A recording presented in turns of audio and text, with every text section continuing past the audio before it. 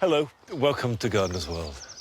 Well, spring is just romping its way through the garden here at Longmeadow, but no plant is more operatic at the moment than this Crown Imperial. And I love the way that it stands up like this gorgeous pineapple, this top knot of hair and these intense colours. But the colours are all part of the changing scheme you get at this time of year. The spring garden here starts off with snowdrops, and then you get the hellebores, and you get these particular points of colours with lots of purples. But by now, really focusing on the yellows and the lime greens. And it doesn't matter if it's the smallest erythronium or a great big plant like the Crown Imperials. They all work together to create this incredibly vibrant tapestry, which is changing every single day. And as well as celebrating the very best of Longmeadow at this time of year, we're returning to South Africa to find out where red-hot pokers grow in the wild. And Carol pays another visit to Sally and Jeff in Somerset. Wow. And discovers a range of perennials they've inherited in their garden, which are perfect material to create new herbaceous borders. This is a plant to fall in love with. It's such a good plant. And it'll last just years and years.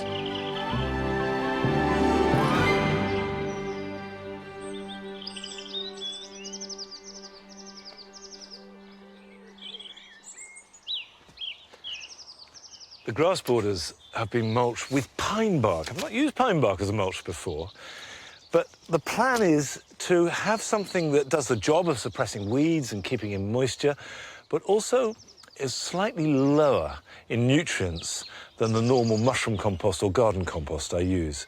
Because you don't want things growing too exuberantly. If we have a warm, wet summer, we can get all kinds of fungal problems.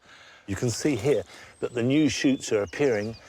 Within a month or so, they'll be about 3 foot tall. By midsummer, they'll be up here. And by late summer, 6 foot, 8 foot, 10 foot tall. So now is the moment to get in and plant in amongst them, to plan ahead so that the display isn't just grasses, but is interwoven with colour. So I've got some Verbena bonariensis here. I sowed this last spring, intending to plant it out in midsummer. But by then, there was too much cover. And Verbena bonariensis comes from the pampas of South America, so they need light and air. The plan is to weave these and other plants in amongst the grasses so they get established. And by the time the grasses grow up and start to dominate, the accompaniment can cope with it and hold their own. When you're planting in annuals or new young perennials into an established border at this time of year, try and think of the picture in July, August and September and what they're going to be like and how they'll all work together. I'm going to be putting in quite a few things over the next few weeks. Some of them annuals, and also some more perennials, because one of the plants that I've got very fond of recently is Kniphofia. I never really grew it very much, and I think it's because I didn't understand it. I didn't quite know how it worked. I just thought of it as red-hot pokers. There's a lot more to Kniphofia than that. And if you want to learn about a plant and you want to get engaged with it, you need to find out where it comes from. And we went to South Africa to see Kniphofias growing in the wild.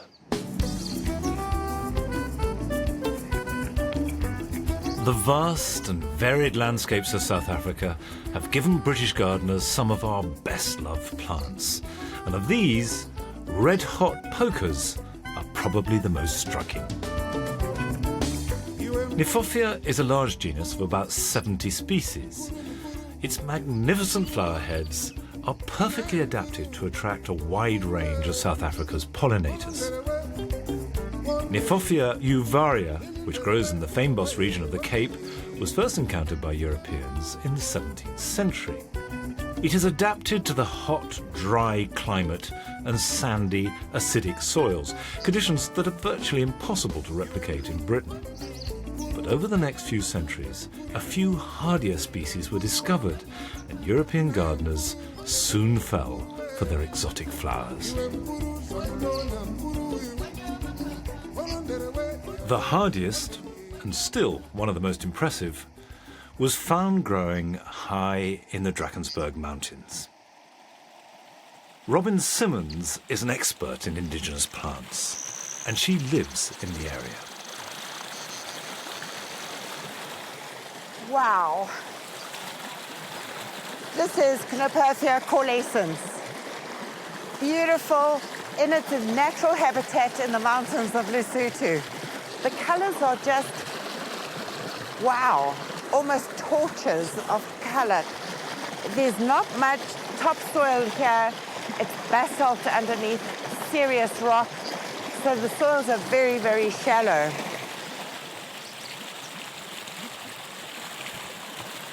Soil, look at the water.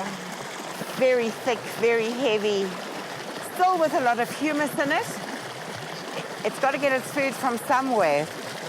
It is always wet up here, it never dries, so well drained means nothing. We're at an altitude of 2,800, 2,900 meters above sea level. It would get down to, I would imagine, sort of minus 18, minus 20. To survive at these conditions, you're really special. Really special. Coalescens was one of only a handful of Kniphofia species to make the perilous voyage to Europe.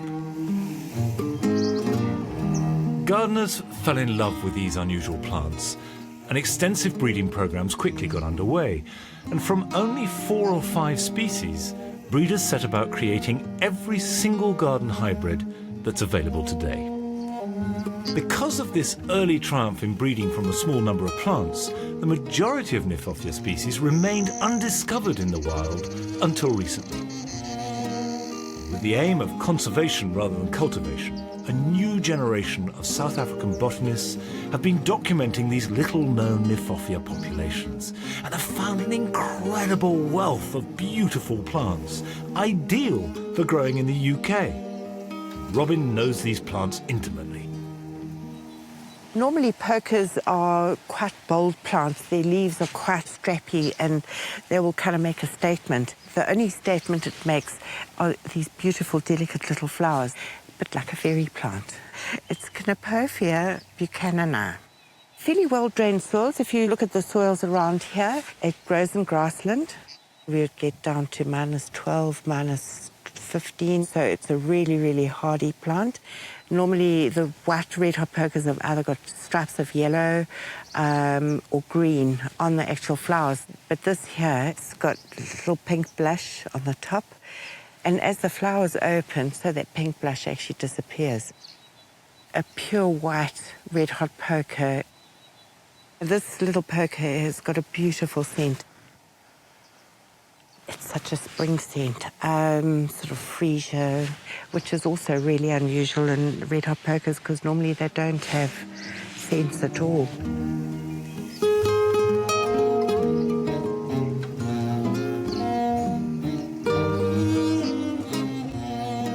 Here we have Kniphofia echipensis, different to the buchanani. It actually grows in wetland, in marshy areas. Let's see if we can find some little mud ball. And you can see how wet it is. Not really friable. The flowers are quite long, tubular flowers. This area here also gets down to the minus 12s, minus 13s. It will stay damp all the way through the year. If you've got a really wet patch in your garden, this is the ideal plant.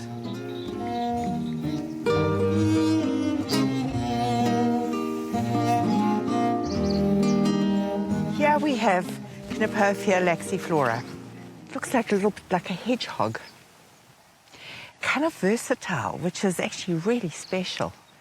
From here in this area, minus 5, minus 6 in winter, all the way through to the Berg, where it's minus 15, and they cope with it. The flower head is actually really long, and it takes a long time for it to flower, to work all the way up. They're found in a variety of colours in the wild, from deep orange to the much softer salmony orange. It's one of my favourite Kniphophias.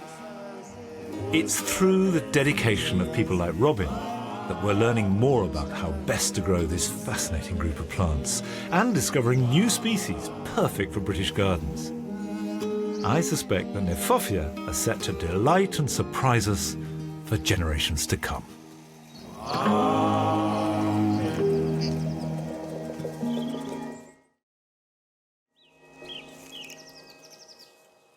In fact, new varieties of Kniphofia are coming on all the time. They're very easy to hybridize. They grow well from seed. So we can expect that there will be an increasing amount for us to use. Now, I'm going to add a few here into the grass borders. I've got here a Kniphofia called Tawny King, and it will grow to about 4 foot tall, and it's got apricot tones. Now, apricot is one of those colours that you're always looking for in a garden and don't often find. It's really hard to get a good apricot. It will grow best in slightly heavy soil. You can see nice fleshy roots in there.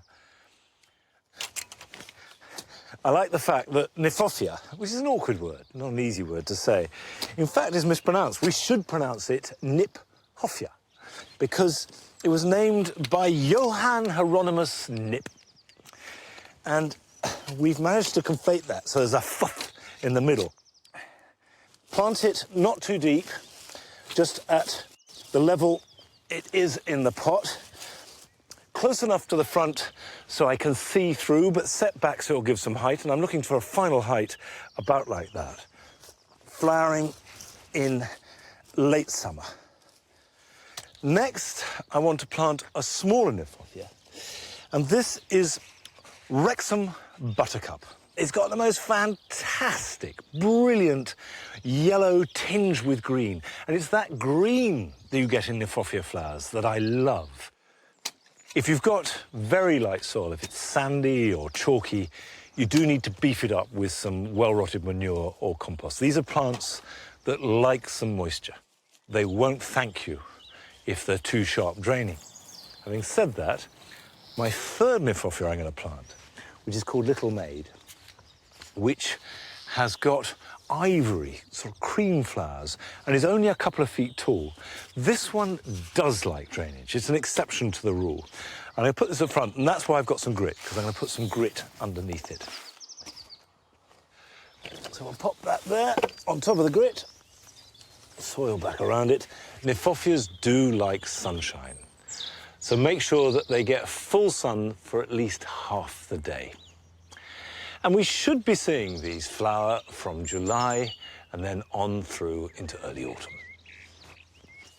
Come on, Nigel. A biscuit? Come on.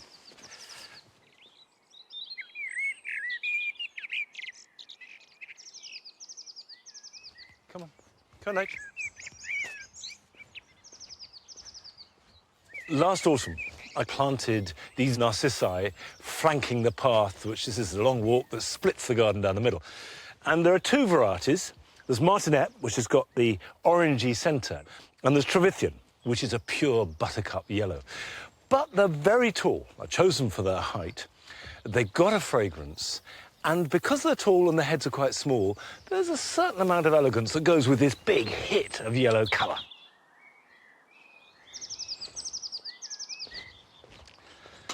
I grow sunflowers every year, mainly for the jewel garden. But it's quite a long time since I've grown a giant sunflower, a sunflower grown solely to see how big you can grow it. And this year, I'm going to grow giant sunflowers again. I've got 4 varieties here. I'm going to grow all 4 and see which of them is tallest.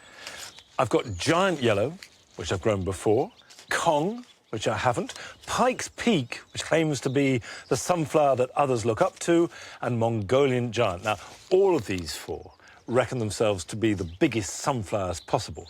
Now, there is nothing subtle or sophisticated about this. This is only and all about size. However, it doesn't matter what kind of sunflower you're growing, whether it is perfect, sophisticated mixture of colours or just the most enormous plant that you can conceive of, you sow them in the same way. A normal peat-free potting mix will do the job fine. And I just put 2 to each plug. And I will weed out the smallest of the 2 once they've germinated. Cover them over lightly and, of course, label them. This is giant yellow. Now, that's all good fun. And hopefully, by the end of summer, we will have some real giants to celebrate. But Sally and Jeff Davis have tackled an altogether more tricky problem, which is how do you convert an overgrown, rambling garden into a space that feels like your own? Well, who better to help them than Carol? And this week, she's gone along to assist them make a herbaceous border. Sally and Jeff have begun the process of transforming the garden that surrounds their new home. Last time, we started clearing the beds, moving some precious shrubs and tackling some pruning. Since then, with their confidence growing and friends and family lending a hand, they've moved on apace. Now their garden's starting to take shape, it's time to take stock of their herbaceous perennials. Wow! Just look at this! I mean, what a huge difference it's made. Don't you feel happier with it? Much happier. Yes. Yeah. Where you've taken these things away, you can see all sorts of things that have been growing up underneath them too. Shall we go and explore? Oh, yes. Yes. Do you know what this is? Wow, I thought it was a weed to start with because there's so much of it. It's a lovely plant. Its common name is Jerusalem sage. And then over here, look. It's a plant called Persicaria bistorta. Again, I thought it was a weed, actually. Can you see these Oh, yeah. Oh, yes. little pink Starting to flowers? flower. That sort of spike. You can see all sorts of things starting to emerge. I think that these plants are going to make the basis of your new herbaceous borders. What we want to do with them is dig them up, move them across, and actually design with these plants.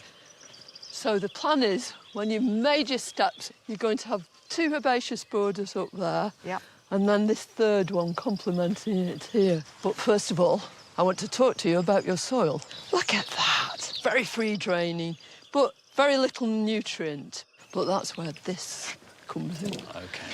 And this is the very best stuff of all. It's old, rotted muck. Have a sniff. Can't smell anything, No, really. it doesn't smell of anything at all. It's really packed full of good stuff. What it does have is this ability to improve the texture of your soil. It looks brilliant. It's already in waiting, but now the fun bit. Come on, let's go and grab some plants. So this is Centaurea montana, perennial cornflower. That's a good lump of phlox. Can you see what sort of wiry roots it's got? Yeah. So all the more reason to dig as much soil out as we possibly can.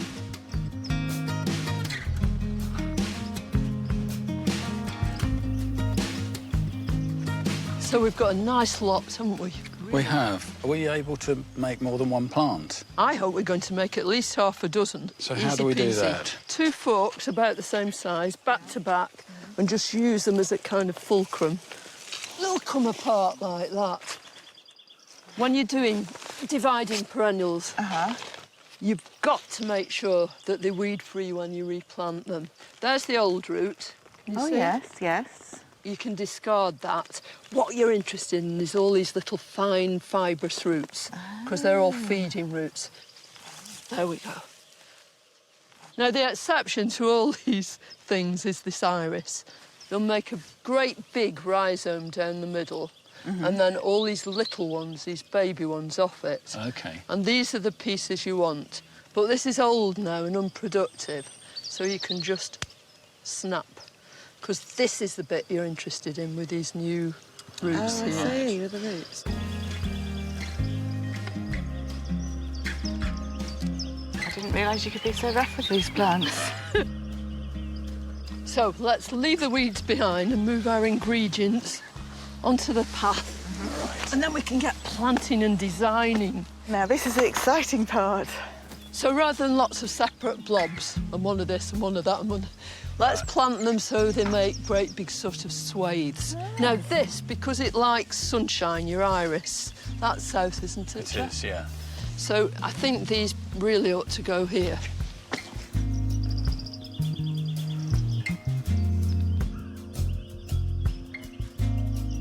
You've You've got to make sure that this is absolutely exposed to the sun. And what you do is dig 2 little trenches, so in between them is a ridge. And you face your whole rhizome south, and then you put your roots down on either side. You want to think about contrasting foliage too. Right. How about phlox? And think about the way you're planting, not just a row of something or a blob. It's quite nice to use wavy lines here. And then shall we do Restrantia? This is a plant to fall in love with. It's such a good plant. Oh, good. And it'll last just years and years. Yeah. Right, what's next? What could be better than Alchemilla? So these are quite short, aren't they? Yeah, not so high that it blocks your view. They're very see-through too. Oh, lovely. Whenever you're planting something with a big root like that, whatever you do, don't wrap them up like that or like that, because they'll die. A better alternative is just to chop them, and that will actually encourage them to make lots of little fibrous roots. Shall we have some of that Centaurea in? It's great that it was already here and we haven't had to buy any of these, isn't it? Exactly. Using these simple principles, Sally and Jeff should be able to carry on creating their flower beds ready for summer. I'd never have thought we'd have got so many plants just out of the garden. Yeah, superb, isn't it? All it's cost is a bit of effort. Yeah. Next time I'm here, we'll tackle the jewel in their garden's crown, the pond.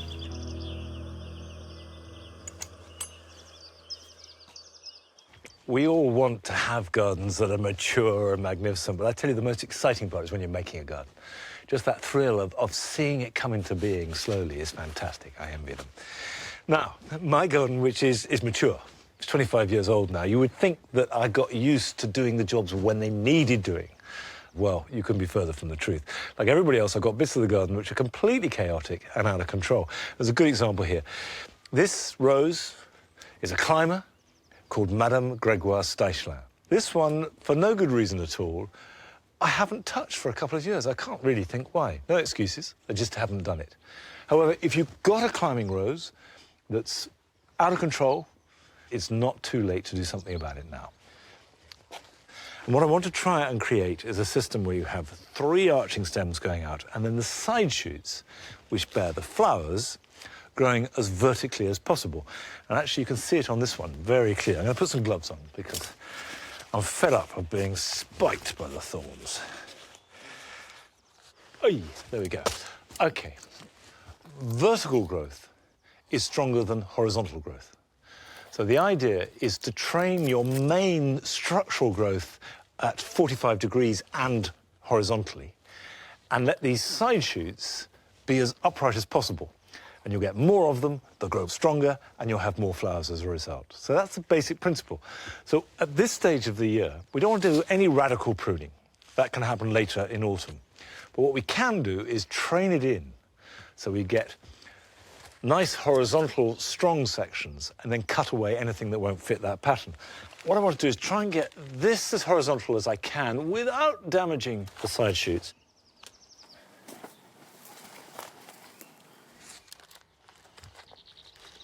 You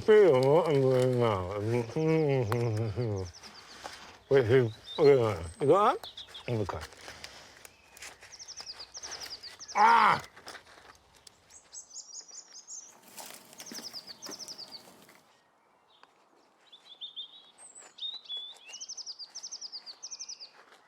So we've got that slightly under control. At this stage, I can start removing stuff that's in the way. So this, for example, is never going to train up. I don't want it coming outwards, so I'm going to cut that back quite hard. Likewise, this one can go back to there, and this can go back to there. So we're starting to get the more familiar structure of a rose with a horizontal main stem and these shoots that will bear flowers, and new shoots will come up too. This will give Madame Gregoire Steichelin every chance to shine all summer long. Now, as well as looking after roses, here are some other jobs to be doing this weekend. You shouldn't cut back any of the foliage of daffodils until they die naturally.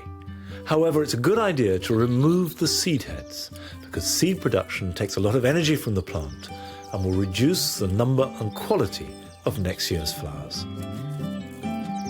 Although I put up my supports for climbing beans a few weeks ago, the ground is too cold for them to germinate and grow well. But if you sow your beans into pots or plugs, and then give them some protection either from a windowsill or greenhouse to germinate, they will grow on strongly, and by the time the weather is warm enough, you'll have healthy young plants to put outside. Over the winter, Mediterranean herbs like marjoram, oregano or sage become very woody and have lots of old growth. So cut this back to the ground, let light and air into them, and the new shoots can grow strong and tender and perfect for cooking with.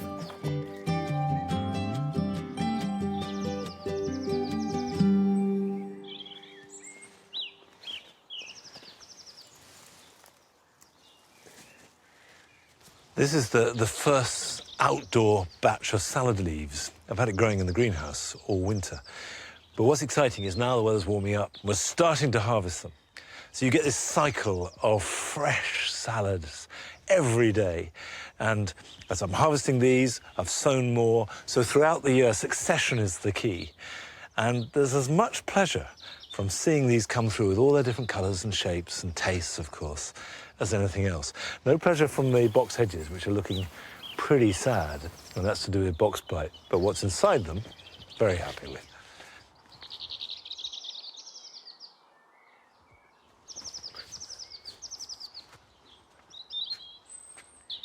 This is the great white cherry, or Tai Haiku. And actually, it's probably as good as it's ever been, because what often happens is just as the flowers come out, you get heavy rain or you get winds and they just get battered to pieces. It only lasts at its best for about 4 or 5 days, so you're lucky. This is just perfect. And I love the story about it. You probably know it. It's how that it was revered in Japan, but it disappeared in the 18th century. And there were pictures of it and people spoke about it, but there were none to be found.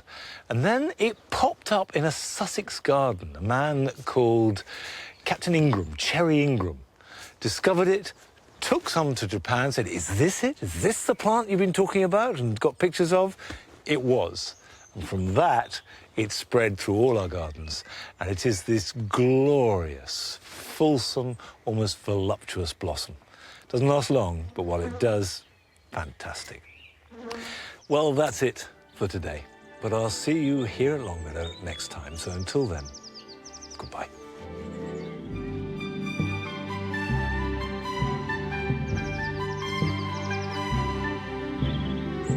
Come on.